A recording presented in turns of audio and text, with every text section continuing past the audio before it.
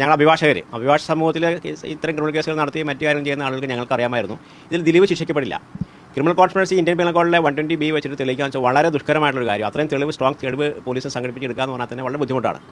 ഈ ഒരു കേസിനകത്ത് തുടക്കത്തിൽ ഗൂഢാലോചനയെ കുറിച്ച് ആരും പറയുന്നില്ല. പിന്നീട് ജയിലിൽ കിടന്ന ഈ പൾസർ സുന്നി കൂട്ടുപ്രതികളോട് എന്തൊക്കെയോ അവിടെ കിടന്ന മറ്റ് കേസുകൾ പ്രതികളോട് സംസാരിച്ചിരുന്നതാണ് ഈ ഗൂഢാലോചനയുടെ ഒരു തുമ്പ് കിട്ടിയെന്ന് പറഞ്ഞിട്ട് അതിനെ തുടർന്ന് അന്വേഷണം നടത്തി, വളരെ ഗഹനമായ അന്വേഷണം നടത്തി.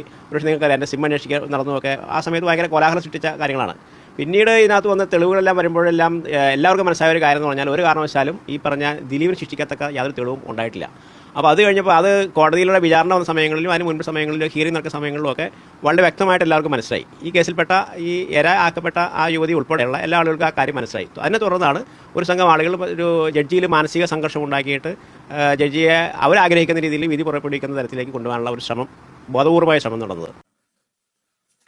വക്കീലന്മാർ ഇന്ന് ഓൾറെഡി പറയുന്നുണ്ട്, ഇത് വെച്ച് നമുക്ക് തെളിയിക്കാൻ പറ്റത്തില്ല, ഇത് വെച്ച് ദിലീപിനെ കുറ്റക്കാരനാണെന്ന് പറയാൻ പറ്റത്തില്ല, ദിലീപ് ഊരി വരും, അല്ലെങ്കിൽ ദിലീപ് കുറ്റവാളിയല്ല എന്നൊക്കെ പറയുന്നു.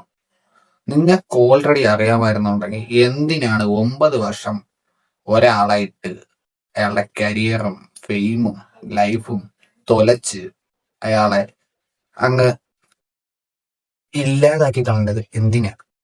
ഓൾറെഡി നിങ്ങൾക്ക് അറിയാമായിരുന്നുണ്ടെങ്കിൽ ഇനി അത് ഹിഡൻ അജൻഡാസ് അല്ലെങ്കിൽ എന്തെങ്കിലും ഉദ്ദേശങ്ങൾ, കാരണങ്ങൾ ഉണ്ടായിരുന്നു? നിങ്ങൾക്ക് അറിയാമായിരുന്നുണ്ടെങ്കിൽ എന്തുകൊണ്ട് ഈ കേസിനെ 9 വർഷം വലിച്ചു നിർത്തി 1 or 2 വർഷം കൊണ്ട് ഇതിന്റെ വിധി എഴുതിക്കൂടായിരുന്നു? 9 വർഷം അന്വേഷിച്ചു, ഒന്നും കിട്ടുന്നില്ല, ഒന്നും കിട്ടിയിട്ടുമില്ല, അല്ലെങ്കിൽ കിട്ടിയതെല്ലാം മുക്കിയിട്ടുമുണ്ട്. ഇപ്പൊ ഒരു വിധി വന്നില്ലേ, എന്തുകൊണ്ട് നിങ്ങൾ അതിൽ സാറ്റിസ്ഫൈഡ് ആവുന്നില്ല? എന്തെങ്കിലും റീസൺ കാണത്തില്ലേ? റീസൺ വെളിയിൽവിട്ടൂടെ? Question. I'm asking that questions because I'm a normal guy. ഇത് കണ്ടുകൊണ്ടിരിക്കുന്ന ഒരു നോർമൽ ഗായ് ആണ് ഞാൻ. So I am asking this question. ഈ ക്വസ്റ്റ്യൻസ് പലർക്കും കാണും, ഇതേ സെയിം ക്വസ്റ്റ്യൻസ് പലർക്കും കാണും.